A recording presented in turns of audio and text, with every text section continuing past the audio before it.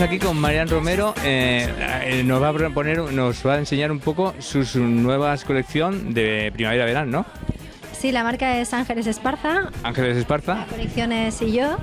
Y en efecto es la segunda temporada de verano que saco algo de ropa, pero de una forma muy puntual, porque es algo que está hecho a mano, son prendas exclusivas, pintadas a mano, customizadas a mano y por lo tanto es algo muy con cuentagotas, ¿vale? Yo doy fe de que la verdad es que la ropa que tiene es impresionante.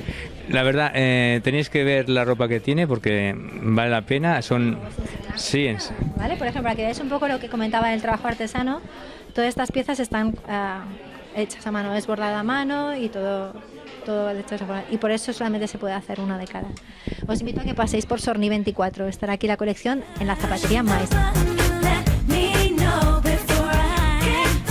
Hola, estamos aquí en la calle Sorní, en la tienda Mais, que es una tienda de calzado y complementos, con su gerente. Hola. Hola, buenas noches. Cuéntanos un poquito a qué gente y a qué está dedicada esta tienda. Pues hemos convocado a las clientas para presentar la nueva temporada, primavera-verano, y enseñar el producto que tenemos. ¿Qué expectativas tenéis ahora para lo que son fallas y lo que es primavera-verano? ¿Expectativas? Pues esperar ya tenemos a la clienta. ¿Los diseñadores son de aquí o son de...? Todo lo que hay en esta tienda es producto nacional. Producto nacional, de Alicante, valenciano, o sea, español, 100%. Además estoy viendo que tenéis productos muy chulos, unos zapatos y unos complementos. La verdad es que da gusto verlo porque muy buen gusto y muy bonito. Nos regimos a la demanda de las clientas que tenemos.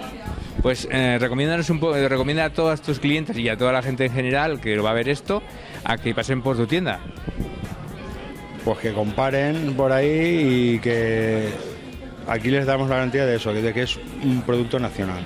La tienda es Mais Calzados y Complements. Y está en la calle Sorní 24, Valencia. Os esperamos a todos aquí.